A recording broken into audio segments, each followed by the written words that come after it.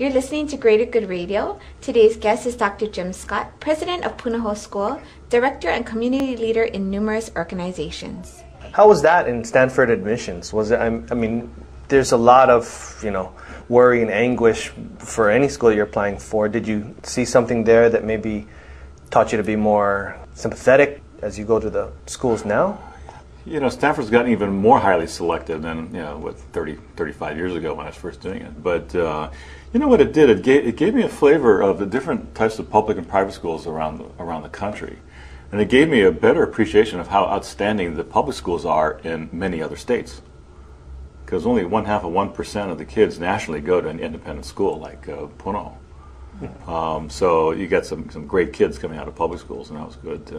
But it was good for me to be working in a highly selective university to get a sense of the strengths and weaknesses of schools and kids, and maybe had a deeper appreciation for Stanford too. Then after you were in Pebble Beach area, you moved to Harvard to go to school?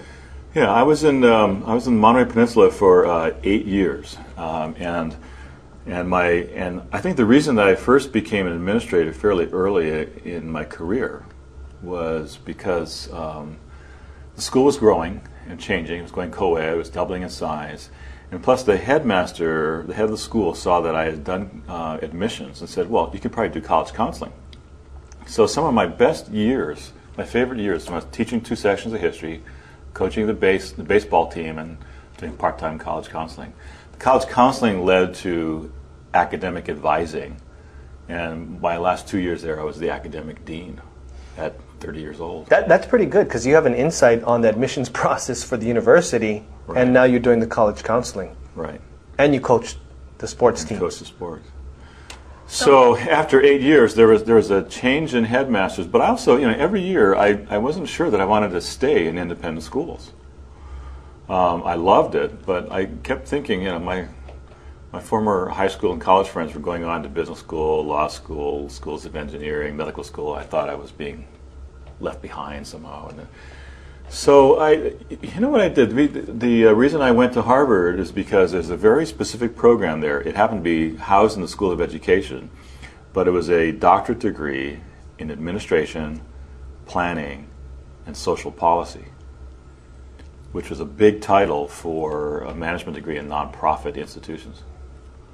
So, although we were housed in the School of Education at Harvard, we took courses at the business school, the law school, the Kennedy School of Government. There were only 50 of us in the cohort group.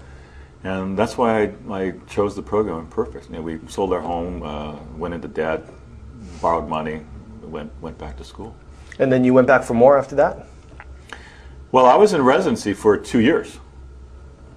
So I was there for two years and got my coursework done, got a qualifying paper done, and then left the university without the dissertation done to head a school in Portland. I had this fear that I'd never find a full-time job again. So when a school came a calling, I said, "Yep, I could try to do that." So, then over the next 7 or 8 years, I had to chip away. Like 5 years at getting that dissertation done, and finally the doctorate. We kind of talked about you wanting to be mayor when you were younger.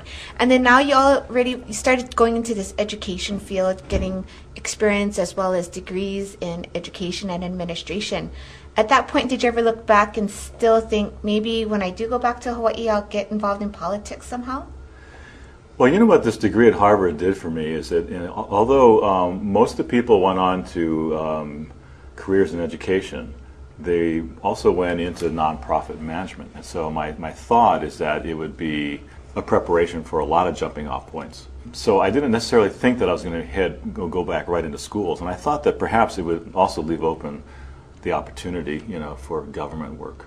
But, I left Harvard, was able to was to head my own school in Oregon, in Portland, I was there for 9 years. It was a kindergarten through 12 school, a fraction of the size of Punahou. It was about 700, but still, one of the, probably an average size independent school on the mainland.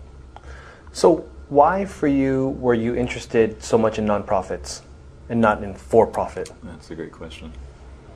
I think from the very beginning, I think this notion of service or public service was ingrained in me as a 13-year student at Punahou.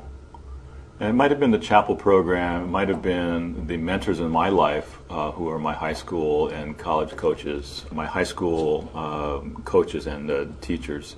And all of them had dedicated their lives to serving others and seemed to be living fulfilled lives and still having choices. They're making the money they need and things. So my early mentors themselves had committed their lives to nonprofits, and especially schools. Thanks, Jim. We'll talk more about that after the break. Thanks for tuning in. Stay tuned for more on Greater Good Radio.